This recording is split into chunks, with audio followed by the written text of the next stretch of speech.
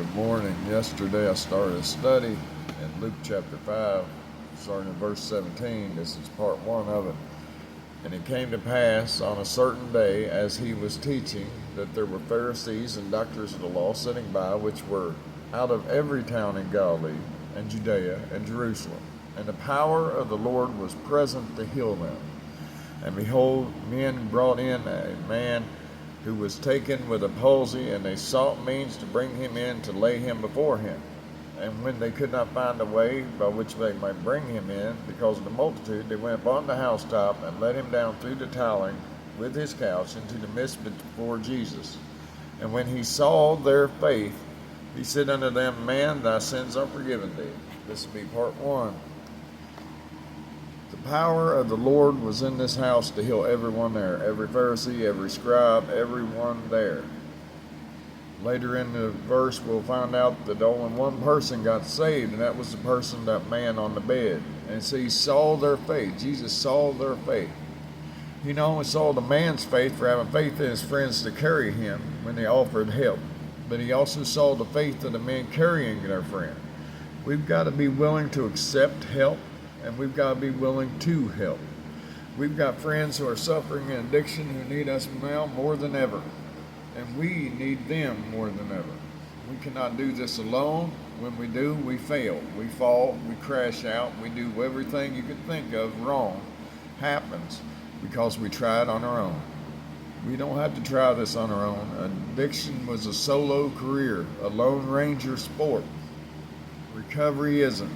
I get drunk, we stay sober. Together we can overcome. Together we can get through this. But I've got to be willing to let those in that want to help me. I got to get over my pride and thinking I can do it all by myself. That Lone Ranger mentality doesn't work. For one, the Lone Ranger had Tonto. We got to get over the idea that we got it, that we're good, that everything's good. It ain't good. When you're trapped in addiction, that vicious cycle, nothing's good. The temporary fleeting feeling of being high passes, and then you're left with what's called consequences. We don't have to suffer anymore. You don't have to suffer anymore. There's hope, there's help. Jesus Christ wants you to be the one that sees your faith, and he wants to save you and heal you, just like he did that man on that bed. Put yourself in his shoes. Put yourself in his bed. Allow others to help carry you to Jesus. And allow others to help carry you over the problem. Get over yourself and reach out to help. God bless you. I'll be praying for you. Hello. Good morning. This is the second part to the study out of Mark chapter 5, starting in verse 17. We read Mark 17 all the way down to, I do believe yesterday was number 20, when he saw their faith. Today we're going to read 21, and it said, And the scribes and the Pharisees began to reason, saying, Who is this who speaketh blasphemies? Who can forgive sins but God alone? But when Jesus perceived their thoughts, he answering said unto them, What reason ye in your hearts? Whether it easier for me to say, Thy sins be forgiven thee, or to say, Rise up and walk, but that you may know that the Son of Man has power upon the earth to forgive sins, that he said unto the sick of palsy, I say unto thee, Arise, take up thy couch, and go into thy house. And immediately he rose up before them, took up his where he laid on, and departed to his own house, glorifying God. Today's part 2 of this series, and it's where they began to reason. It said they began to reason, and then Jesus said, Why reason ye in your hearts? Verses 21 and 22. We reason away a blessing sometimes. We say, Man, I don't think I can do this. I'm not strong enough. I don't think I can give it up. It's too powerful. And we came up with all these reasons not to get help, not to ask for help. And we come up with all these reasons to take and stop somebody from helping us. And we come up with these reasons to put ourselves in this low self-image that we can't handle it, that we're not good enough, that one day maybe, but not now. And we come up with reasons. And when we reason away the blessing that is available. Remember the verse 17 in Luke chapter 5, The power of the Lord was present to heal everybody there, including these same ones that were reasoning away. They reasoned away a blessing and a healing that could have been theirs. Today I'm asking you, don't reason away your blessing. Don't reason away your hope, and don't reason away your help. I know what it feels like to feel afraid, hurt, helpless, lonely, and ashamed. I know all those feelings all too well. And it was because I reasoned away that I had it, and I was strong enough to do it on my own, and I didn't have it. I was a mess. And until I got humble enough to say, will you help me?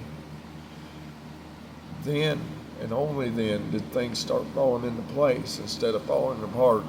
I have a job, my family's back, and all these promises came true because I didn't reason away my blessing. I'm asking you today to make Jesus your reason. Allow help to help, and just help won't help tomorrow if you give up today. God bless you. Good morning. This will be part 3 in our study of Luke chapter 5, verses 17 through 26. We left off yesterday with verse 25. Today we're going to finish it with verse 26. And they were all amazed, and they glorified God, and were filled with fear, saying, we have seen strange things today. The power of God was there to heal every one of these people. In verse 17 in chapter 5 in Luke, it says, and the power of the Lord was present to heal them.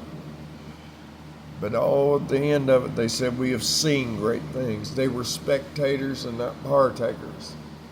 If you keep seeing other people that are going good, that are coming out of recovery and coming out of addiction, and you see them doing good, don't just be on the sidelines saying, I have seen a great thing, and the 12 steps work in this man's life, and Jesus Christ changed this so-and-so and so-and-so.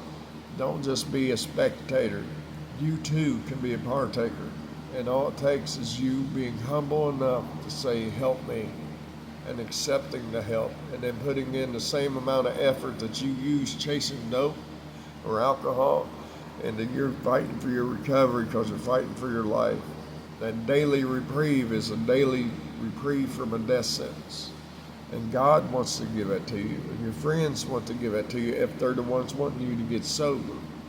The other friends are the ones wanting you to get high, have no good thought of you. The only thing they see is somebody that can get them high or get them drunk. Does what you love you back? I'm asking you today to take and give yourself a chance. Think about all the times when you went through all the heartache and the pain.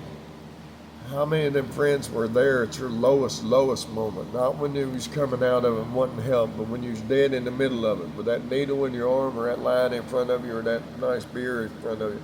How many of them were right there at that moment? And I can tell you, and the list will be very few. And that list gets fewer and fewer and fewer the longer we go. The true friend is the one who's sticking by you, who's saying, I want to get you help, or you need help. And they're telling you what you need to hear instead of what you want to hear. It took me years to understand that they weren't trying to hurt me, they was trying to help me.